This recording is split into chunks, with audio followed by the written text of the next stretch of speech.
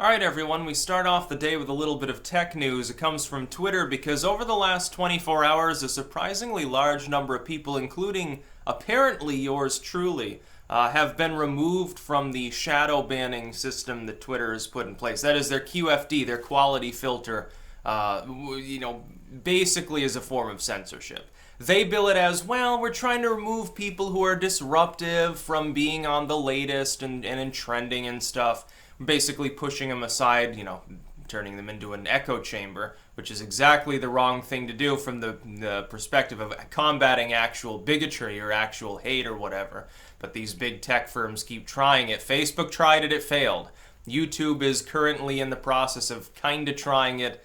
It's not working. It's like with putting those articles on videos or search terms when you're like looking up certain things. If you look up climate change and seeing the Wikipedia article for climate change, probably not going to change your mind if you're a total denier of the phenomenon. But YouTube thinks that it will and then totally won't stoke the flames. Or vaccinations. That's even funnier. Now, here's the thing. I smell a rat, though, with this. I don't think that Jack said, well, censorship is wrong. All of a sudden, he totally does a 180 and says, well, censorship is bad. We're shadow banning too many people. I don't think that at all. Some people are saying, well, they're going to give congressional testimony in a few days. They're doing this preemptively so that, if they're under oath, they can say before Congress, no, we're not shadow banning many people. It's only reserved for a very, very small number. It's like, 1/1,000,000th of 1% of the platform. Don't worry about it. That's possible. The other possibility is they've realized what Facebook realized. Facebook, you'll remember, used to put little red flags in the most literal sense next to news articles that were deemed dubious in trustworthiness, that were from sites that are lower down on the Facebook totem pole. In other words, they report stuff that Zuckerberg doesn't like. They're not corporate neoliberals that want to give them, tax haven status and stuff like that for their multi-billion-dollar businesses.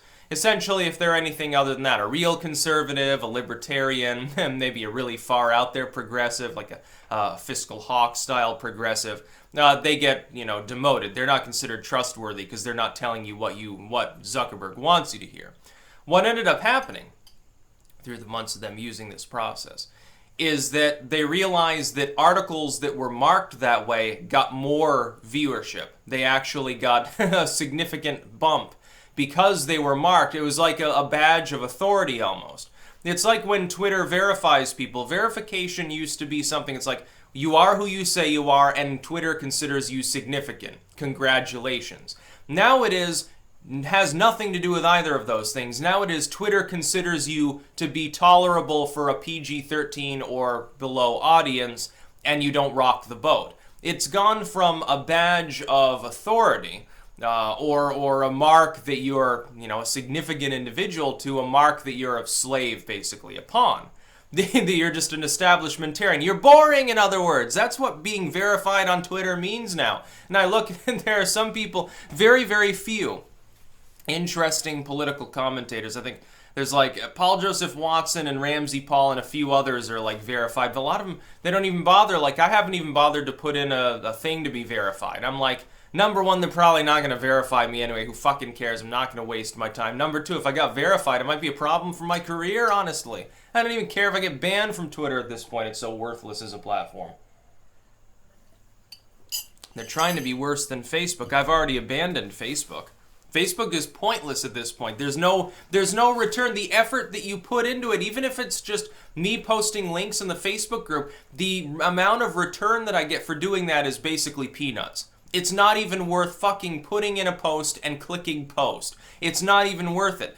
Twitter, as a notifications machine, has been pretty good because, the way I use Twitter, I'm just talking to all of you, to the core audience anyway. A lot of people, though, they want to be more social. They want to branch out beyond that. For me, it's like, hey, this is a way to get notifications for my videos on YouTube, Dailymotion, BitChute, Steemit, and so forth. I'm primarily a video maker. Twitter's an afterthought. It's just sort of a tool in my arsenal that I use. As far as the shadow bans go, though, I think that Jack realized that, much like Facebook, shadow banning someone was becoming a mark of them being interesting. It was actually causing them to get more attention. Because most of them, look, the sort of political commentators that are likely to have the kind of wrongthink that leads to a shadow ban have presences on other platforms. That gave them the ability to take a screenshot of their username being shadow banned under QFD and plaster it on their other sites, on YouTube, on BitChute, on Minds, wherever it happens to be, and say, hey, look, haha, Jack doesn't like me, I must be doing something right, I'm taking flack, I'm over the target. Not a terrible point. Now, some people, definitely, there are people on Twitter that are disruptive on a constant basis. A lot of them didn't have a QFD. I know multiple, I could personally vouch for multiple people that I know were never under a quality filter that primarily spend their time trying to make others miserable and harassing them. They're still on Twitter. They're perfectly welcome. The verified hate hashtag that's been so reviled by the left as though it was being championed by people who were total white supremacists, even though it's taken hold among the libertarian community, because we're like, hey, your case in point with big tech censorship being lopsided and moronic and totally ethically wrong.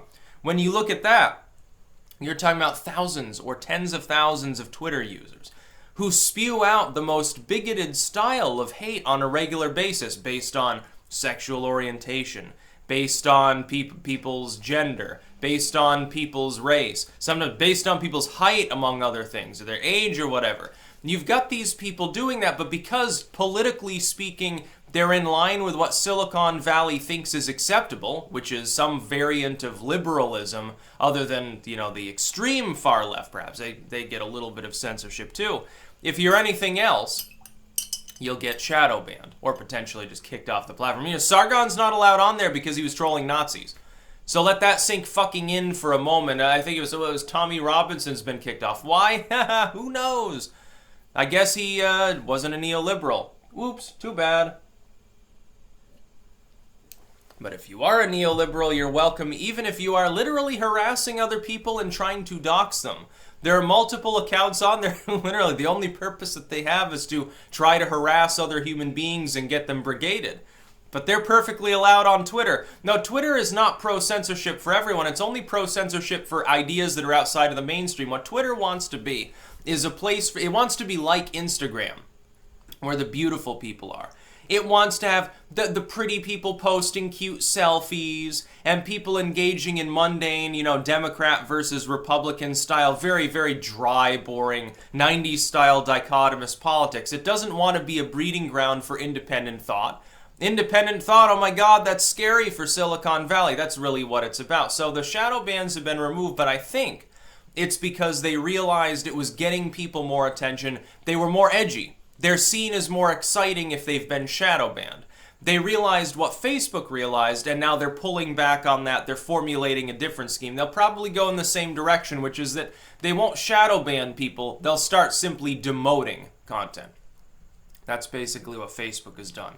Or they'll start putting little marks next to it for, oh, this post might be offensive or something. They'll, embedded within the actual trending, the actual latest area, you'll see like little marks next to it saying, if you're a snowflake, basically, if you're easily offended because you're stupid, then you shouldn't read this status. Are you sure that you want to be offended morbidly because you're such a fucking baby? And they'll doing something like that, and it'll be very funny.